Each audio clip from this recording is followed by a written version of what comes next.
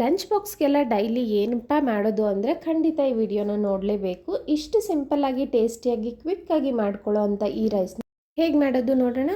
ಈಗ ಪ್ಯಾನ್ ಇಟ್ಟು ಒಂದು 4 ಸ್ಪೂನ್ ಎಣ್ಣೆ ಹಾಕಿ, ಅರ್ಧ ಸ್ಪೂನ್ ಸಾಸಿವೆ, 1 ಸ್ಪೂನ್ ಆಗುವಷ್ಟು ಕಡಲೆಬೇಳೆ, 1 ಹಸಿಮೆಣಸಿನ್ಕಾಯಿನ ಹಾಕಿ ಒಂಚೂರು ಫ್ರೈ ಮಾಡ್ಕೊಳ್ಳಿ ಒಂದು 30 ಸೆಕೆಂಡ್ಸ್. ನಂತರ 1 ಮೀಡಿಯಮ್ ಸೈಜ್ ಈರುಳ್ಳಿ, ಒಂದು ಸ್ವಲ್ಪ ಹಸಿ ಕರಿಬೇವನ್ನು ಹಾಕಿ ಈರುಳ್ಳಿ ಒಳ್ಳೆ ಗೋಲ್ಡನ್ ಬ್ರೌನ್ ಬರೋವರೆಗೂ ಫ್ರೈ ಮಾಡ್ಕೋಬೇಕು. ಇಲ್ಲಿ 1 ಮೀಡಿಯಮ್ ಸೈಜ್ ಟೊಮೆಟೊನ ಹಾಕ್ಕೊಂಡು ಇದಕ್ಕೆ ರುಚಿಗೆ ತಕ್ಕಷ್ಟು ಉಪ್ಪು, 1 ಸ್ಪೂನ್ ಸಾಂಬಾರ್ ಪುಡಿ, ಅರ್ಧ ಸ್ಪೂನ್ ಖಾರದ ಪುಡಿ, ಅರ್ಧ ಸ್ಪೂನ್ ಧನಿಯಾ ಪುಡಿ, ಚಿಟಿಕೆ ಅರಿಶಿನ ಹಾಕ್ಕೊಂಡು ಟೊಮೆಟೊ ಕಂಪ್ಲೀಟ್ ಸಾಫ್ಟ್ ಆಗೋವರೆಗೂ ಈ ಮಸಾಲೆ ಜೊತೆ ಚೆನ್ನಾಗಿ ಫ್ರೈ ಮಾಡ್ಕೋಬೇಕು. ಡ್ರೈ ಅನಿಸಿದ್ರೆ 1 ಟೀ ಗ್ಲಾಸ್ ಅಷ್ಟು ನೀರನ್ನ ಹಾಕ್ಕೊಂಡು ಚೆನ್ನಾಗಿ ಮಿಕ್ಸ್ ಮಾಡಿ 1 ನಿಮಿಷ ಕ್ಲೋಸ್ ಮಾಡಿ ತೆಗೆದ್ರೆ ನೋಡಿ ರುಚಿಯಾಗಿರೋವಂಥ ಗೊಜ್ಜು ರೆಡಿ ಆಗೋಯ್ತು ಇನ್ಸ್ಟೆಂಟಾಗಿ. ಇದಕ್ಕೆ ಕುಕ್ ಮಾಡಿ ಇಟ್ಕೊಂಡಿರೋವಂಥ ರೈಸು ಒಂದು ಸ್ವಲ್ಪ ಕೊತ್ತಂಬರಿ ಸೊಪ್ಪು ಹಾಕಿ ಮಿಕ್ಸ್ ಮಾಡ್ತಿದ್ದೀನಿ. ವರ್ಕಿಂಗ್ ವುಮೆನ್ಸ್, ಬ್ಯಾಚುಲರ್ಸ್ ಎಲ್ಲರಿಗೂ ಪರ್ಫೆಕ್ಟ್ ರೈಸ್, ಅಷ್ಟು ರುಚಿಯಾಗಿರುತ್ತೆ.